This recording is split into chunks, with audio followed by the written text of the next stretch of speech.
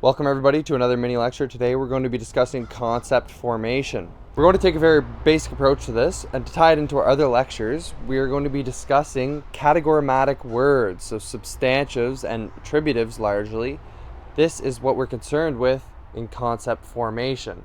We're not concerned with syncategorematic words which don't carry any semantic meaning. Concept formation is concerned with semantical meaning of things, the words we use to describe such phenomenon. Much of this was learned from Ayn Rand in her introduction to Objectivist Epistemology, so I urge you to check that out if you want to learn more. Okay, so since we're concerned with the categorematic words, largely concepts are used to sort of differentiate or group together certain phenomenon. The use of concepts is to distinguish or integrate beings together or apart. So we want to look at this as classifying things into more specific categories or more broad categories. Now, it's also very important to mention here that we're not concerned with individuals when we're considering concepts. Concepts are the grouping of individuals. They're characteristic of individuals. And so a concept would not include my dog or myself or my house or my cat or specific things, right? So we're not concerned at all with individuals. And so in an interesting way, a concept is certainly not something that's concrete, right? It is an abstraction. It is a mental integration. And Ayn Rand describes concepts as a mental integration, of course, in which two individuals are unified by a similar characteristic. And this is how they're grouped, right? There's a definitive feature of both of these individuals. I understand that this is very abstract, but what we're doing essentially is grouping things together based on their similarities. This is the idea of concept formation. Let's quickly discuss an example. Let's take the idea of a coffee table. The concept of a coffee table is used to describe a certain set of tables with a certain set of characteristics. Now, we can all imagine what a coffee table is, and of course we could be very concrete in our definitions here. A coffee table would certainly belong to a more broader category here, which could be considered tables. Now, we could go more broad and put furniture. And of course, this could go on and on and on. Now, of course, we could also get more specific.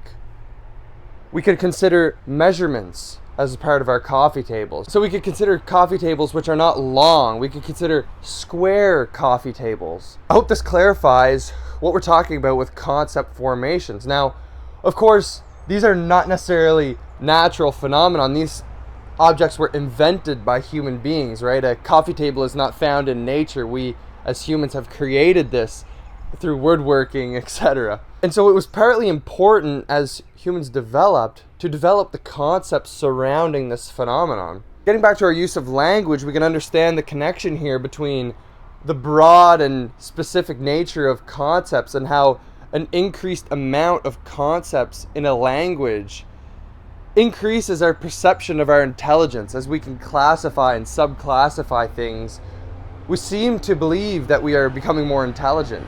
But let's get back to making this very abstract stuff understandable, easily digestible, and more concrete, if that's possible. We can extend this conversation to a lengthy one about consciousness, but we'll try to stay out of that too much in this episode. I will say that consciousness, of course, is a very interesting phenomenon. We are able to understand things about our reality and observe things and categorize them as units or beings, as Aristotle would put it. And within this is measurement, right? We can understand attributes about substances. It's one thing that makes the human mind very interesting. Now, of course, measurement can be done in many different ways, and largely mathematics is concerned as the study of measurement, in its most basic form, of course. And so through measurement, we can measure things like weight, length, velocity, of course, much more. These are more quantitative measurements. There are qualitative measurements as well. Of course, less concerned with that of mathematics. Now, measurement really serves as the means of comparison, right? It's how we look at the units of something. So if we're looking at quantitative measurements, right, you can measure things in terms of meters per second. When we're talking about measurements, what we're talking about is basically the attributives, right? we're adding these attributives to substances. And this is a means of classification, right? Because we have the basic substances, and the more attributives you add, the more specific it becomes. And so the more methods of measurement there are, the more specific you can become. So human beings, of course, have derived many different forms of measurement, whether they be arbitrary or not. We are able to classify things very, very specifically. And largely when we're talking about science, that's what it's concerned with. And that's where we see the most amount of vocabulary coming in this new age. Largely human beings have pretty much invented all that we possibly could. Of course, that's necessary for any sort of comfort, that's for sure. And I truly believe that due to this comfort, we have to entertain ourselves and create these further classifications to go deeper into more specificity, to make ourselves seem more intelligent and that we are progressing. And so we can make an interesting connection between integration and differentiation here, because these are both fundamental in concept formation. Of course, we can connect this to mathematics, that of derivatives and integrals. And so math and language have a very interesting connection, and you can see this in logic as well, right? It's very systematic, it's very mathematical and organized in a way. It's very interesting in that manner. And so when you're considering concepts and the formation of concepts, you need to look at similarities. Of course, that's how we're grouping things together. But you also need to be able to differentiate from other things. And so just as important as similarities, differences are just as important. And so the usefulness of this comes because concepts are not formed at random. And so take coffee tables again here. So in the creation of the concept of a coffee table, we look at the similarities between all tables. Of course, a coffee table is considered a table, but it has a very interesting specific purpose, often a place where people would enjoy their coffee in a living room, per se. That's very specific. Of course, that's not the only feature, and that's why that would not be the definitive feature. But it was necessary there to differentiate the function of a coffee table to that of a side table or, say, a dining room table. Of course, there are specific measurements here, but there's also specific qualitative features, the uses. Also, its placement, right? A side table is placed often at the end of a certain piece of furniture. A dining room table is in a different geographical locations. You can see how we're tying this into the 10 concepts of being, the 10 categories of being by Aristotle.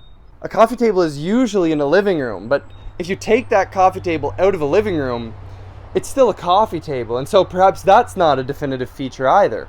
You know, and you could look more at the quantitative measurements when you're looking at the definition of a coffee table. You know, because a coffee table that's up to your waist usually would not be considered a coffee table. It needs to be convenient for you to place your things on when you're sitting at a couch.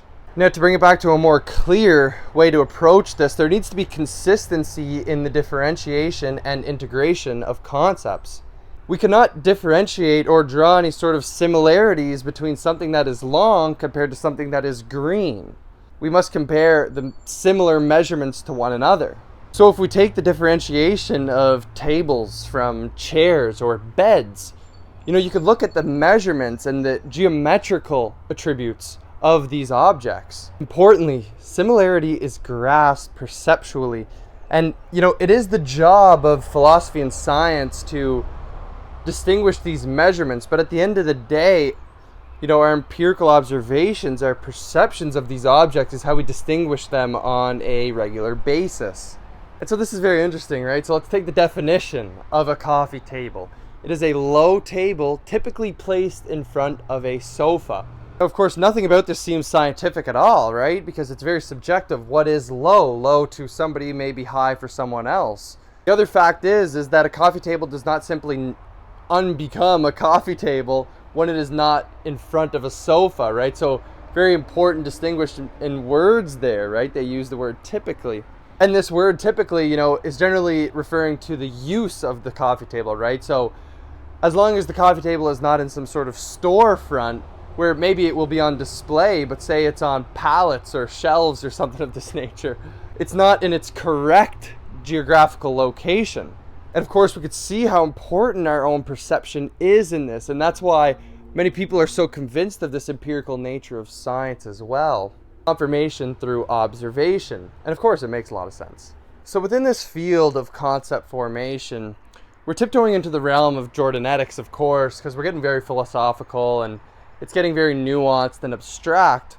I think having a foundation of how concepts are formed is very interesting, especially in the study of science, since there are such concepts being formed constantly all the time. And largely this occurs as science progresses or becomes more complex. The splitting of concepts into more specific nature, right? You could theoretically continue on forever, and that's why science as an empirical endeavor is never ending. That's why the scientific method, that's why confirmation or falsification of hypotheses never ends. Largely, that's one of the arguments of the rationalists. And epistemologically speaking, we understand things perceptually, as I just mentioned, right? It's from a very empirical perspective. We are observing things, right? We do grasp these things just by being, just by living, right? A baby can grow up and grasp so many concepts without truly studying any sort of epistemology directly. It happens sort of indirectly, right? They don't necessarily need to study that of science or philosophy, but perhaps that is an underlying reality of development. And of course, concept formation and even grasping concepts is very difficult for young children, right? And that's something that we teach them. And you can see this in developmental disorders as well, which I think that this is an interesting thing to discuss, right? Often people with developmental disorders have trouble grasping concepts. Now, I do understand that this lecture was introductory and very basic. We didn't necessarily get into too much specificity within concept formation, how it relates to language. We'll save that for another video. But if you did enjoy this video and you find this fascinating, look into the introduction of Objectivist Epistemology by Ayn Rand. I'll post the title and the author in the description. And if you did enjoy it, give us a like, share, and a subscribe. Of course, we're giving away the book, The Structure of Scientific Revolutions by Thomas Kuhn. Make sure you share with a friend. That's the best way to support me and help this channel grow, help the vision grow. I got a lot planned moving forward, so I really hope you guys are enjoying this. I appreciate all the feedback, and I appreciate every single one of you. Thanks for listening. Take care.